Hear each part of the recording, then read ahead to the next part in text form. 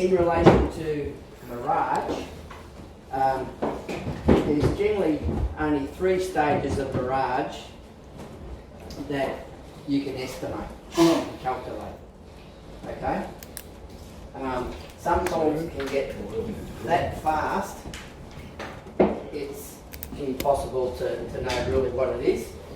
But when it's going that fast, your flags are up. So you can forget about your Mirage and use your flags to read your weather. But come back down the scale, when you're seeing that Mirage speeds, we talked about the speed going across the target. You hear, first of all, we've got to get rid of all the myths that people set their scopes up on the shithouse roof or the bottom of the range, not at the targets, or we set mine, I'm shooting 1,000 yard, I set me in Mirage at 500 and all that crap. That's not the way you do it, okay? So you've probably heard all things where, I was focusing on this and that, and just a myth, just crap, okay? So when you're focusing your target to read your Mirage, and quite often through your shoot, and it's generally through the cooler weather, and that, or after you've had a bit of rain and that, your Mirage can change in a sense of finding it. You might probably know that you've got to keep searching for it. Sometimes to find your Mirage, you over-focus your scope to get your waves and your Mirage in, to tell the direction of it. And sometimes it might look funny. If you search for it a bit again, you might have to come back a bit, there it is. You can actually, it mightn't be doing nothing, but you can actually see it, it's boiling. So quite often, sometimes if you're working with Mirage, you might have to keep chasing it with your focus to find it. That can happen certain times a year, sort of thing. But to keep it pretty simple again with Mirage, when you find it, you get this Mirage, everyone knows first thing in the morning you get this nice, just coming across the target like this, and we know that's only worth a quarter, per 300 yards. We'll keep it in per 300 yards. If it's just going like this across the target, it's a quarter. When it starts moving, again you can time it. We talked about with the flags or where you want to move the bullet. We talked about the hooky rings to move it. Well, the system with Mirage, you can time it across the target, across the board, especially when it's not in its ferocious running. So you've got your quarter, then you get that other bit where it's coming across. That's your half. Then you can get it coming right across, and as I say, you're at the longs, you've got the bigger targets. As soon as it hits the side of the target, I time it across using the old second method, like one counting dog. In my mind, you think of these things, the time of a target. Now I know the speed, so I know what it means as far as wind. So normally you've got your quarter, your half, your 1, and then when it's sort of going across, that's your 1.5. Once it gets more than that, generally your flags come into play. So you shouldn't really have to be worrying too much Mirage when it's just flying across. Generally your flags are up as well. All agree with that? That's normally the case. But if it is really blue and there's no flags, well, it would be something to do with the place where you're at or that. And yeah, you may need more, but normally stick your Mirage a quarter, half, 1, 1.5, because and you won't really go wrong. Same thing with your Mirage. We're just going to do a little exercise here. We're just going to do a pretense now that these aren't doing anything and they're not doing anything back to 500 yards, all right? And we're shooting at 900 yards. So forget about them and we'll just go by these. So we focus our scope for reading Mirage, and if there's nothing in there, what would we expect the Mirage to be doing? if there's no wind on these flags, right? What would we to 6 to 500? And we're back here. What would we be expecting the Mirage to be doing? Straight up. No. Running to the right. Running from left to right, because they are, right? So we're back here, the flags are doing nothing, we've got this going across, we've got no flags, remember, they're just hanging down. We're focused, we've found our Mirage, we expect it to be coming that way. But because you've got nothing on your wing flags, more than likely it could be coming from the other way, couldn't it? There's nothing fighting it not to. Okay? So people a lot of times don't take into account of a certain part of the range when the Mirage can be the dominant factor than the flag. And because everything we look here and what's going to be left wing for sure, when you look, everyone look to see the flag and the bloody Mirage come the other way, same effect. You take it off. Take it off. Because you're looking at the targets. Because, yeah, and remember, everything which affects the bullet is your line of sight. Okay? Line of flight is what's going to affect your bullet. So, if they were all doing, I'm saying they're doing nothing, because normally when you get something up this strong, the Mirage will go different. Okay? So we're saying there's nothing in there, or they're all down to like this even. But these have got a fair bit of strong. You can actually have Mirage going the opposite way to these, on the bottom half of your range or the top half of your range. But, so what you need to do is to be able to determine the cancellation of your calculation of the Mirage. So, if you know the flags are up, you know it's left wing, you know, but you've got this little bit of right Mirage coming against it, you don't know where that Mirage is, do you? People say they focus at 500, they focus on the dunny door, they focus on the airline. You focus to your target, that's all, until you get that, till you can find it. And you do your calculation of your flags, and if the Mirage, when I was talking about the speed, going like that, you just take that off your calculation and you'll be right. So if we've got, let's say from 600 yards to 600 yards to 300 yards, we've got say a minute on, right, approximately, and all this is dead, but we've got Mirage coming from the left, right?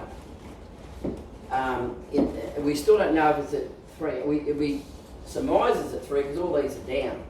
So the Mirage is going to take place of where there's no wind working against it. Okay? So that will be working against your minute from 600 to 300.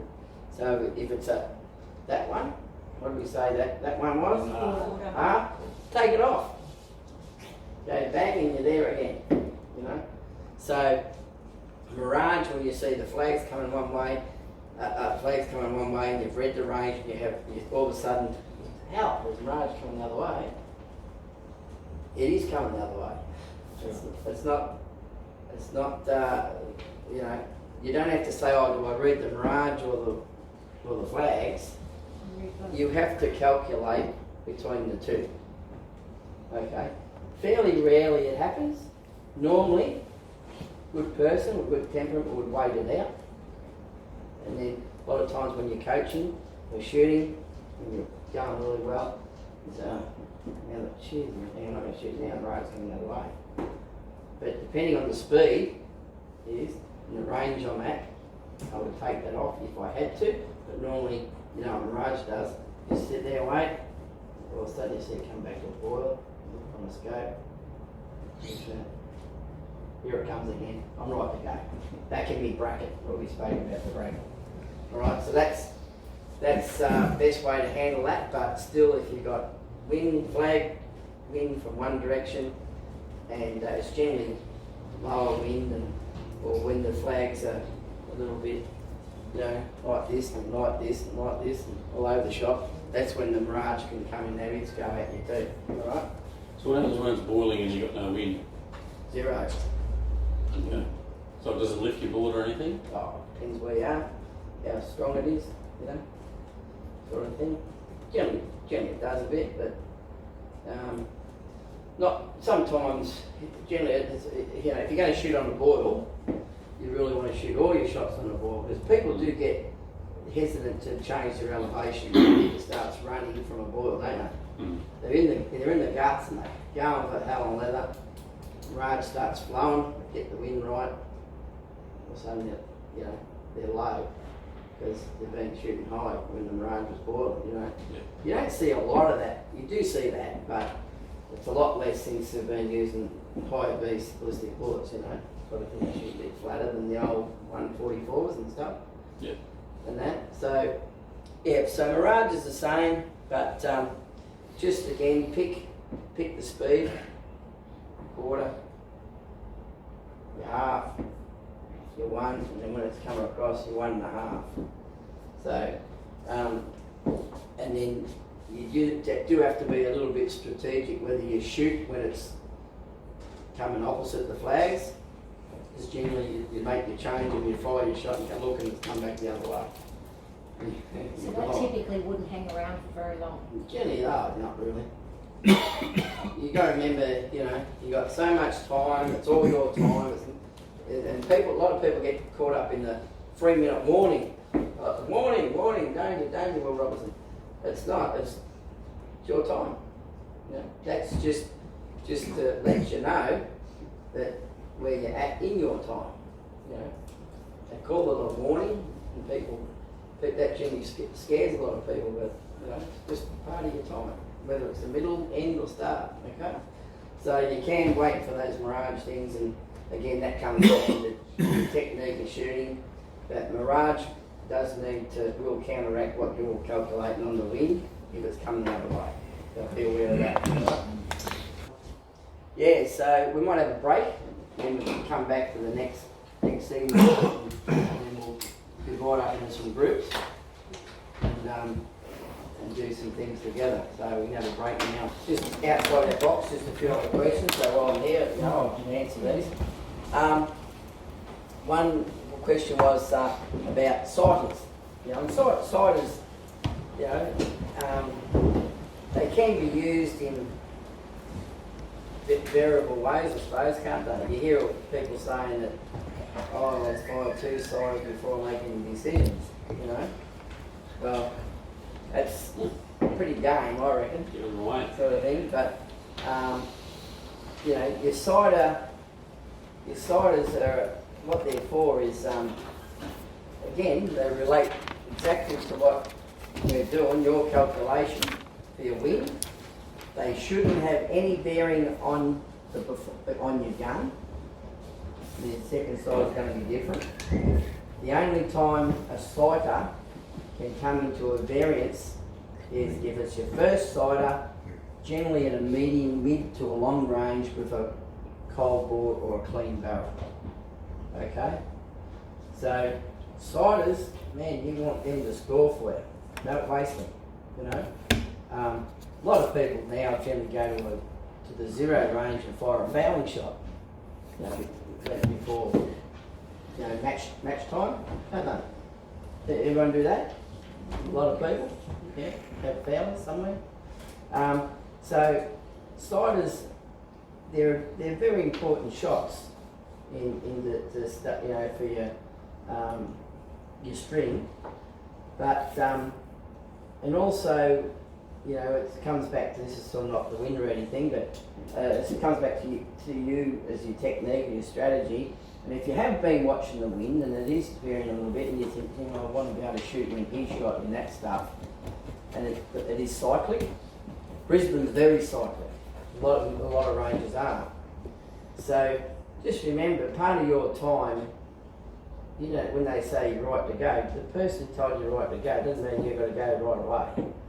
You got time and that sort of thing, and if you want to shoot, we talked about shooting a certain bracket, so you don't have to do less calculations.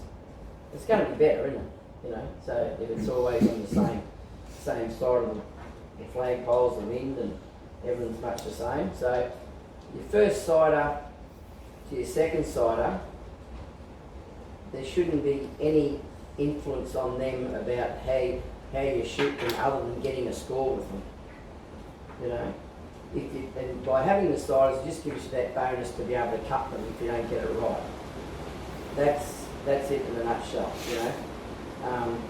So there's been times when I fired a first sighter and I've got it in the bullseye and I'm happy. I've made the elevation trickle adjustment or the wind trickle adjustment because, you know, I was a quarter out or a half out in the estimation. It's still got me bullseye, so I've got one on there if I get the next one in, and that's what you want to hope. You know, you don't want to be firing more shots than you have to get your possible. It's just about possible. And as you get better and at things and recording your equipment and everything, your V counts or your X counts, they go up. You know, so there's lots of things that, as I call the X or the V's, they're your bonuses. Everyone loves getting them, but sometimes you just hope you don't drop a point, you know. At the end of the day, overnight, you look at the leaderboards and the boards and you think, oh, I'm up there, I haven't dropped a point, but I'm 6 X's behind the leader, but I'm right behind him. If he drops a point, I beat him, you know. So they're just bonuses. But sighters are just really should be only, you know, the heat you're giving, you want them as counting shots, and if you and hopefully it gives you the confidence at the start of your shoot if you get them right. Because shooting is a good sport. You can thrive on confidence, and you make your best decisions when you're confident. It's those who dwell and what's the word? They choke. All of a sudden goes out the window when they're under pressure and that sort of thing. So you've got to keep that sort of level-headedness so that you keep your technique the same whether it's the last range and you're leading and you've got to get a 48 to win or a 59 to win. Shouldn't matter. Just don't wear the pressure, and if you start off with the confidence at the start, your shoot should continue right through, whether you win, lose or draw. You know, it's all about enjoying it and improving on your marksmanship. So is that sort of? And then one other question was that if we made our first sight on it and we hit the side of we got a 6 or or a big bull. I think the question was before was, what do you do with your second sighter? Do you wait and just fire that before you make any change? Mm-hmm. Well, no. Because obviously you've been watching your conditions. We spoke about you want to try and shoot in a bracket all the time, and so you fired your sighter, which you hope you make your correction on that, or so that becomes you've recalibrated your reading. You like I say, if you totally got it wrong and you're outside the bullseye and you had 3 on, but you only needed 1.5, 1 3/4 for some reason. It's no good waiting for your second sight before you make a change. Because then you've got another 10 shots to go and you're not in the scoring area yet, you know. So if you get it, that's a 6. Hell, you want that. Now we talked about before, someone said about 8ths or quarters or thirds or whatever. Remember that's your minute. So if you're in 8th, you're going to go 4 clicks. Right? If you're in thirds, you can only sort of go a click or 2/3, can't you? Because they're bigger movements, but they don't divide into that evenly. Okay? So that's why you generally see halves, quarters, or 8ths. Alright? Thirds are sort of a thing of the past, yeah? So you send a ball, if you're in halves, it's 2 clicks across it. Quarters, it's 4 clicks above it, across it. And 8ths, it's 8 clicks across it. Okay? That's when you're looking at your scope, you see where your shot is. When I said about the hooky ring, bring it over. I've got to go a minute. That's 8 clicks if you've got a scope. Okay? Everyone understand that? Yeah, so sighters, you want to be in, you don't want to be there all day shooting another 2 shots because you didn't move off your first sight or you didn't believe it.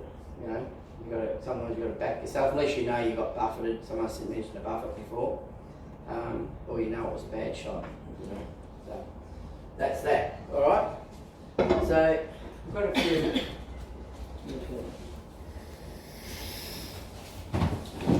Hand those around. I'll get one in.